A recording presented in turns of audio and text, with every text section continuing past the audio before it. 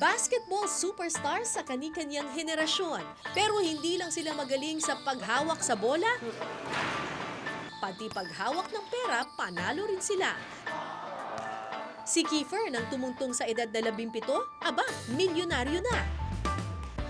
Very proud din ako sa sarili ko and sa parents ko na nagtulungan kami for me to reach that point na gano'n na nga yung stature. Pero kay God pa rin naman siya lahat eh. Lagi ko sinasabi sa kanya na be humble kasi more people will love you.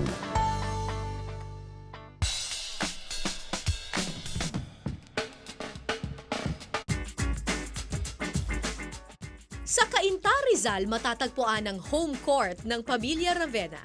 May lawak na 300 square meters at 3 palapag. Ang unang-unang mapapansin pagpasok dito, itong mga akunya na napakaganda. Ayan, Very tingnan. colorful. Kanino bang idea ito? Investment ng mga bata. sa akin, kami ni Mama, well, Ah, ikaw ang bumili nito? ako. Wow! This is a cack nyo? Yeah, sa may kak. Ang Basketball ganda! din. Tapos Yeah, basketball. yeah. Number 5. Five. Sino Kasi- yung number 5? Supposedly number 5 dapat siya. Eh, may veteran sa team ko na nag-number 5. Naging number 6 siya. Papaulit ko nga to. Paulit mo, lagyan mo ng ganun lang. Sorry. Ng kuwait na ganun para maging 6.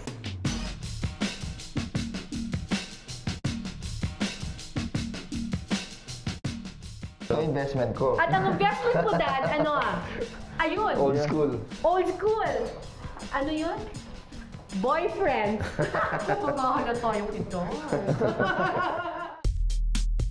Kumpleto na nga raw ang mythical 5 ng Team Ravenna sa basketball.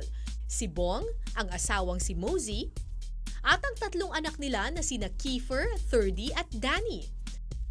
Sumusunod sa yapak ng amang si Bong ang 2 niyang anak na lalaki. Sa ngayon, varsity players sina Kiefer at Thirdy sa Ateneo Blue Eagles. Guard position ang hawak ni Kiefer samantalang power forward naman si Thirdy. At gumagawa na rin sila ng ingay sa larangan ng basketball. Ano, Sir Bong, sikat na sikat itong anak ninyo. Mas sikat na po sa inyo ngayon. Matagal na. Matagal na. Pero talaga pong pinalaki niyo yung mga anak ninyo talaga na mag-basketball since kayo po ay basketball player din. So happy na si Keith, nag-start siya since 4 eh. Love niya na talaga basketball aside from dinosaurs. Mga ganun. Lumaki ako, napapanood ko siya maglaro. Sinasama niya ako palagi sa practices niya. So, hindi ako nahirapan mahalin yung sport.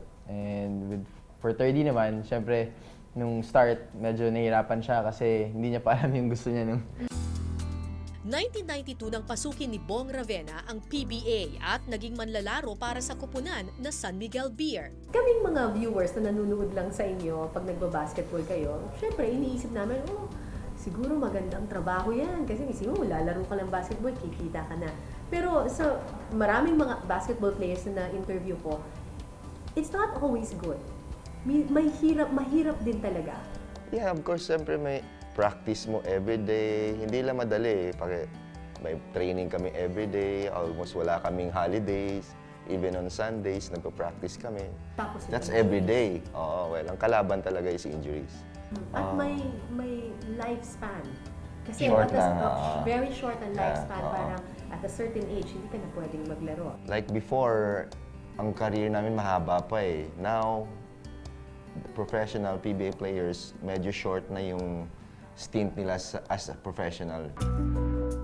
2005, nagretiro si Bong sa PBA pero hindi niya ito tuluyang iniwan dahil naging assistant coach siya sa koponang Talk and Text. Ikaw, kapag nakikita mo yung daddy mo na nanonood sa'yo, na-pressure ka.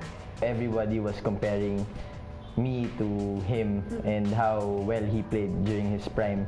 Pero nung college ko, alam ko na lang more on naging naging motivation. Oy, nandyan si Papa, kailangan galingan ko.